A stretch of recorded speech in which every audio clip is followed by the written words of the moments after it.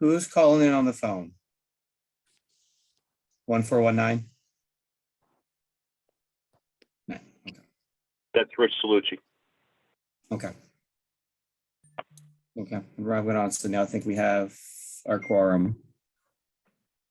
Okay, so it's 3:02, September 7th.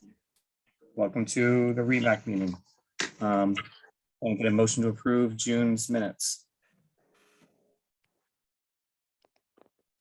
Okay, thanks, Don. Okay.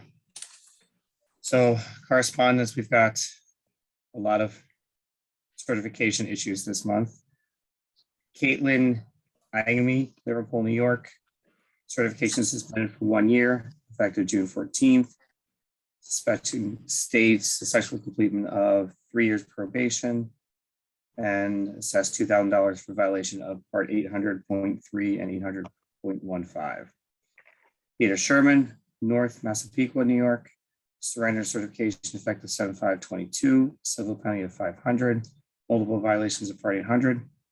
Christopher Kitchens, Eden, New York, had a certification revoked effective 7/13 for multiple violations of part 800. Matthew Miller, Lancaster, New York, surrendered his certification effective 7/28 for violations of part 800. Joshua Feldman, Staten Island, his certification suspended for 1 year effective 8/9/22. Suspension is stayed, placed on probation for 3 years. Civil penalty of 500 for multiple violations of part 800. Okay. Don, sorry I missed the operations meeting. Want to fill us in? Sure, no problem, Rob. Number of people here were on that meeting, but there was a long discussion about ED overcrowding and EMS wait times, and what we're going to do about it because it's getting worse rather than better. There were a number of suggestions. Jay Tyler is going to chair a committee to try and come up with some ideas as to what we can do to resolve this issue. And there'll be a number of people who will join that committee. Once he gets some suggestions together, I certainly will get him in touch with our CEO at St. Pete's. I know Mike is going to help over at Albany Med. We'll try and figure out what we're going to do because it's just getting worse and worse every day. And we can't tie up and that's for hours at the hospital. Jay, in fact, mentioned that he's going to have to put on an extra crew because at this point, we don't have enough people to cover the town because we're having people tied up. And that's the case, I'm sure, for many agencies. Other than that, just a reminder that the CMAC and SEMSCO meeting are in September. This time, the CMAC and SEMSCO are going to be on a Thursday rather than a Wednesday, and the health department said that's only going to happen this time. But they're both going to be scheduled on September 22nd, and it's at Troy Hilton. Don't forget EMS Memorial Day is on the 20th. There are a number of courses. There's a Remo Fall EMT, Remo AEMT that's starting in October. Mohawk Ambulance has an EMT that's starting on 9/6. Rensselaer County has an EMT. Columbia County has an EMT that's starting as well. And both Hudson Valley and Cobleskill have courses in progress. And that's it. Anybody have any questions? Okay. Yeah, thanks, Don. So Remsco has a meeting in 2 weeks. CMAC, I think you just covered that. And Daly, Mike, do you have anything for QI? No, sir. Art, you might want to mute.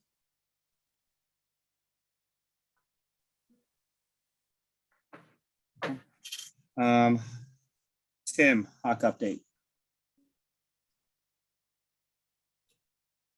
Well, the only thing that was topics of conversation at last month's Hawk were regional COVID updates and monkeypox updates.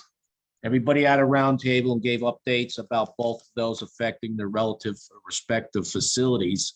And that was basically it. It was a short meeting. Do you have any numbers of how many cases they've been seeing? No, I didn't write anything down relative to monkeypox. No. And I don't think anybody brought that up with COVID either. We're supposed to have another meeting tomorrow. I believe it might be canceled though, but if that goes through and they do discuss the numbers, I'll get them out to the group. Yeah, that would be good to see about what the burden actually is. Yeah. Okay. So agency updates. BLS, we have CPAP for Greenfield Fire, Castle Ambulance, Pittstown Emergency Squad. 12 lead is for Castle Ambulance, Pittstown Emergency Squad. No ALS or BLS first responders upgrades.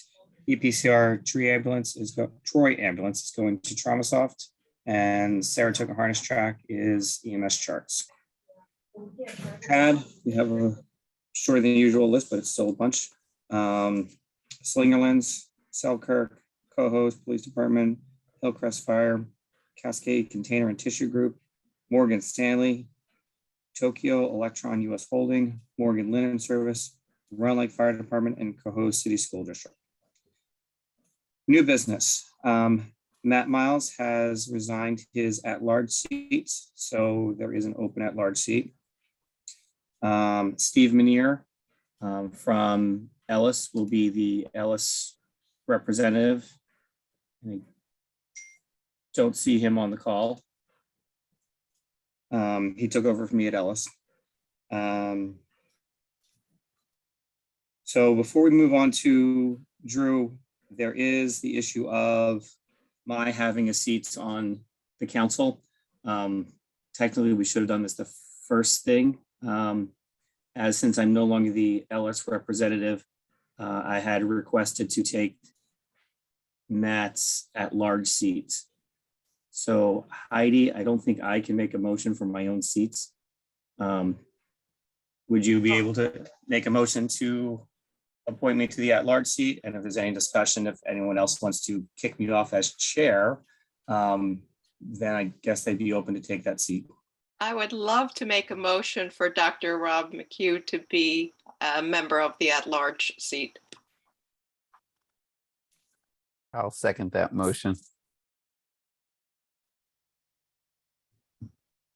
Heidi, I think you have to call the all in favors and all against. Just want to make sure I'm not hearing crickets, that nobody's going to be opposing this motion. And all those in favor? And Yeah. I'm not sure, Scott, if you're swinging a bat at your screen or something.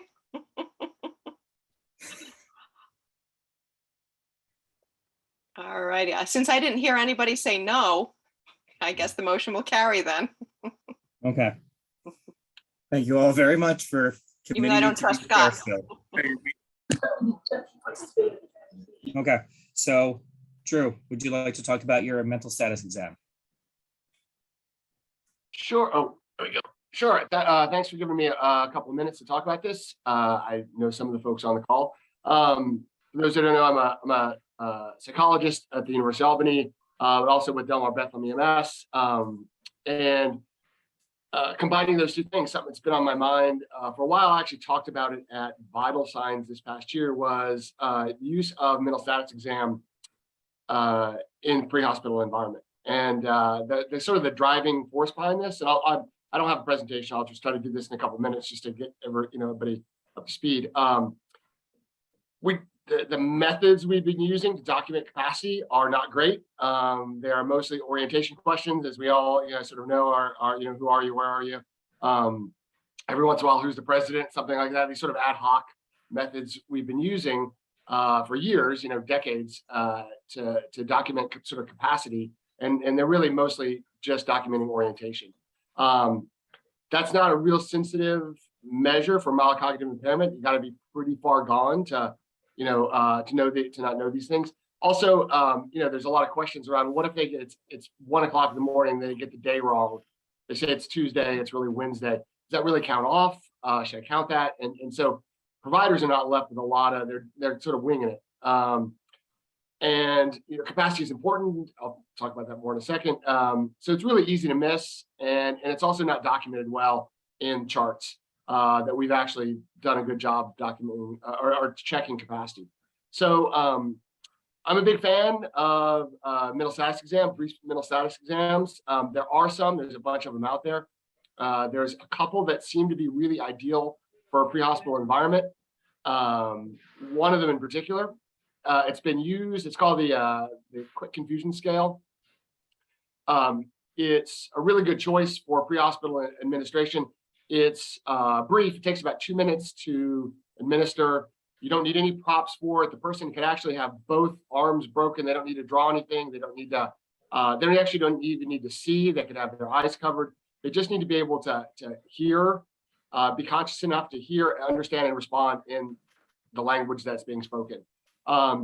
It has standard administration. It's got norms, so you can actually tell providers what it means to miss a question and how they can miss a question. It assesses orientation, memory, and attention. And it's that short-term memory loss is the most sensitive predictor for mild cognitive impairment we've got. The inability to remember 3 items after a couple of minutes, that's built into this. I sent Tim a copy. Oh, there it is. That's it. Basically 1 page. I just put that up and turned it into a PDF and edited it. That's the entire thing. So if you can see, it's got the orientation questions at first. You've got a memory phrase you got to remember. Then there's some distraction questions, counting backwards, taking the months in reverse to disrupt the potential short to long-term memory transition. And then they got to do the memory phase after that. That is the scoring. So I was looking at my notes while I did that. Instead of looking up. That's the entire questionnaire. Fits on 1 page. It does have at the bottom. I've got those are the norms as developed by the people that put it together. It's been around for a while. It's correlated pretty highly. I think like 0.79 with longer mental stats exams. Some of the more the ones that are used sort of in offices that have props and take a little more time. So it's effective, works really well. It's brief, takes a page. So what I was going to suggest and have suggested is that think about piloting it as a way to develop to document capacity. Obvious choice would be for all RMAs, since capacity is central to the process. And if you don't have capacity, the whole rest of the deck of cards collapses. And what people want to do if someone scores in that mild impairment range, are they allowed RMA or not, is a question above my pay grade. But at least we're starting to document that the person does have some level of attentive capacity, may not be able to remember what we're telling them, may not remember that they can call 911, may not remember we were there 15 minutes ago. It's also just a good, if we're going to, from a legal point of view, it's good to have documented in the chart that we did look at their capacity. This could be broadened to think at, that classic person who said they had 2 beers and says are they really okay to refuse treatment? Are they really okay to give us their history? Things like that. RMA just seemed like a real obvious choice. Some of these other ones, we can talk about it once it gets out there and out, if people like it, and it seems to be helpful. But that's really basically what I was sort of suggesting, is that people start thinking about using this. Like I said, I talked about this vital signs. A couple of groups out west said they were going to start using it. I haven't heard back from them to know if they really did, but I gave this to them so they could start using it again, mostly with the RMAs. That's all I got. Just really quick, but I'm here to answer any questions or talk about it with anybody.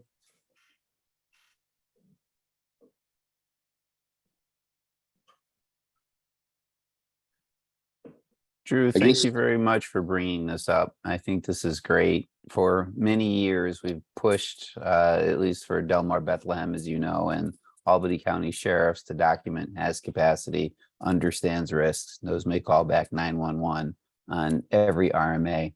And really now than just using the word has capacity, there's going to actually be something behind it rather than just a statement. So I really like this. Thank you. Thank you. Just curious if you have maybe any other supporting documentation to go along with this. I think it's a great document. Just wondering if it's something that we could share with our law enforcement partners in those instances where they may be hesitant to complete a 941 with a particular patient, and EMS is kind of left up in the air.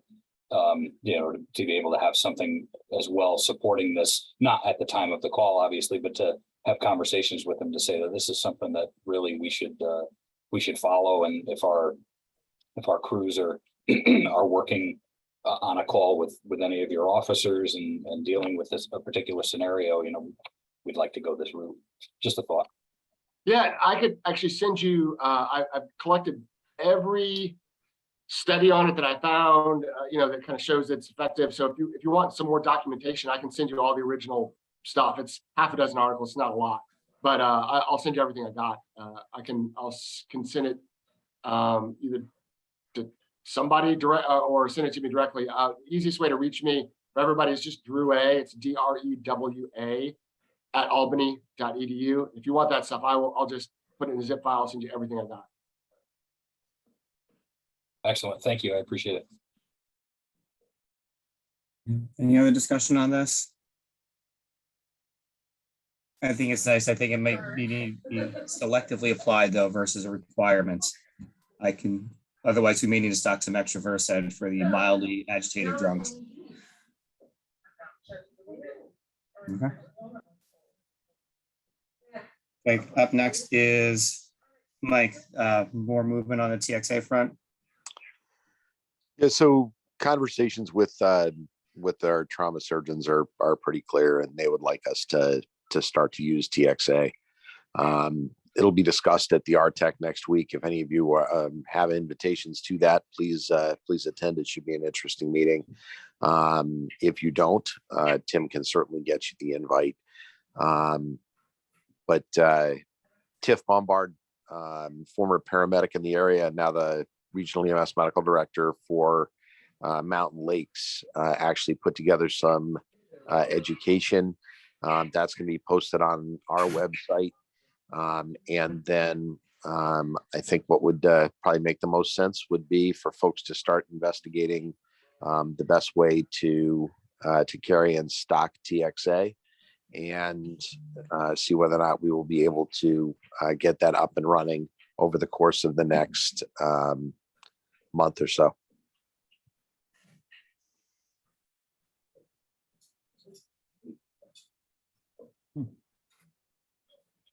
Look for that. Are we looking at doing the 1 gram bolus and drip, or are we doing the 2 gram bolus and being done with it? 1 gram bolus as of right now. Okay. And we'll put something together to notify the respective pharmacies that will be stocking it. Yes. Okay. So that's it for any further discussion on TXI? Hey, Robbie, sorry. Just confirm, you said a 1 gram bolus, no drip. Maybe I can sell it to the market. No, I just smell it with market. Mike, just 1 gram bolus? Hello? Yes, Scott. Okay, thank you. I did. I didn't look at it at the time. Heidi, you want to mute? I had to get vegetable No, with oil. that, is there any other discussion? I have been muted. Oh, it's the other Cordy. With that, any open discussion?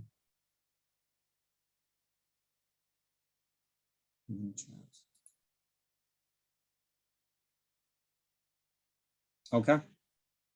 So no further discussion. We'll see you all. This is our screwy. We'll see you next month and then December. So for one time a year, I get to say we'll see you next month.